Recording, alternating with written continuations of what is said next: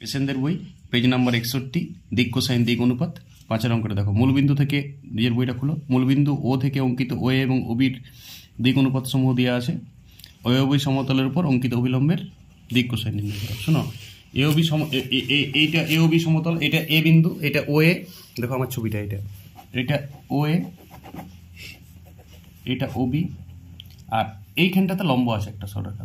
ধরো এইটা একটা লম্ব সরলরেখা ও এন। তেমনি আমি পেনে দিয়ে বুঝাচ্ছি, 3D এটা পেন দিয়ে ভালো বোঝা যায়।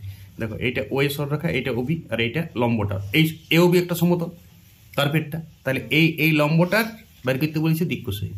এইটা অঙ্কটা দেখো, চট করে অঙ্কটা পড়ানো আছে। ও এর দিক অনুপাত আমি ডিআর লিখেছি, মানে ডাইরেকশন রেশিও, আর ওবি ডাইরেকশন রেশিও। ফির যেটা বের করতে বলেছে নির্ণয় সরলরেখার, এটা লিখিতে পারো নির্ণয় সরলরেখার দিক অনুপাত ABC ধরে নিয়েছি, ধরি এটা। তাহলে বলো ইয়ার সঙ্গে এইটার সাথে ওইটা লম্ব, এই সরলরেখাটার সঙ্গে ওইটা লম্ব, আবার এই সরলরেখাটার সঙ্গে এইটা লম্ব। তাহলে এই দুটার দিক, এ আর দিক অনুপাত আর এইটার দিক অনুপাত গুণ করলে, যোগফল করলে, আমরা জানি সূত্র আছে, আগের ক্লাস আমি দিয়েছি।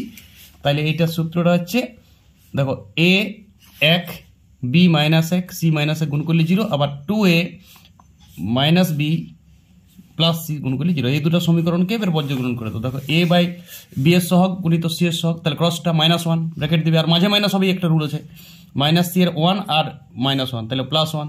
B এরও ওইভাবে হচ্ছে, B এরটা C থেকে লাও, মানে এইভাবে বুঝছি জিনিসটা এইভাবে।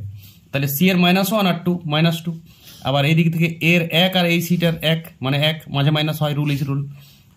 সি দিয়ে যখন রাখবো তখন এইটা হচ্ছে -1 আর এটা -2 নিয়ে এটা হচ্ছে -2 -3। ডাইরেক্ট তুমি বলতে পারো যে লম্বটা, তার মানে এটাই দিক অনুপাত। আর ধরে করতে পারো কে ধরে, দিক অনুপাতের ক্ষেত্রে আর কে ধরার দরকার নেই, সেই তো কেটা কাটা যাবে। তাহলে এইটা আমার দিক অনুপাত, ডাইরেক্ট লিখবো -2 -3, তলে যেগুলো থাকবে সেগুলোই দিক অনুপাত। এবার তার থেকে আমরা 8টা বাই করে লিখছি, √14। আমরা জানি দিক অনুপাত যদি ABC হয়, তাহলে দিক অনুপাতের ফর্মুলা কি, A/√A² + B² + C²। তাহলে আর A/√14, B/√14, C/√14, ABCর মান পেয়ে গেছি। বাস এইটাই ওদের এওবি সমতলের উপর লম্বের দিক অনুপাত। রিপিট করো অঙ্কটা, সবাই প্র্যাকটিস করো খাতায়। আর আরও পরবর্তী অঙ্কগুলো আমি ইউটিউবে দিচ্ছি, সবাই সাথে থাকো। একটা অঙ্ক করলেই মোটামুটি ওই জায়গায় তুমি 4-5টা অঙ্ক নিয়েই ফেলবে। আর প্রথম ক্লাসটা দেখো, আমি একটা থিওরিটিক্যাল ক্লাস দিয়েছি দিক কোসাইন দিক অনুপাতের, ওই থিওরিগুলো আয়ত্ত করো। আর এই থিওরিগুলো প্রমাণ করার কোনো দরকার নেই, একটু আয়ত্ত করো, সূত্রগুলো মনে রাখো, জিনিসটা বুঝো কি বটে, বাস সব অঙ্ক হিসাবে স্ট্রেট লাইন তক ঝাড়ে দাও অঙ্ক করে। আর দুদিন ওই বইটা করো প্র্যাকটিস সেটটা, আর একদিন শুধুমাত্র বইটা করো। বইয়ের তো নিশ্চয়ই ক্যালকুলাস সব শেষ হয়ে গেছে সবাই, আমাদের শুধু এইটাই বাকি, দিক অনুপাত দিক কোসাইন আর স্ট্রেট লাইনের 2-3টা চ্যাপ্টার, বাকি বই শেষ।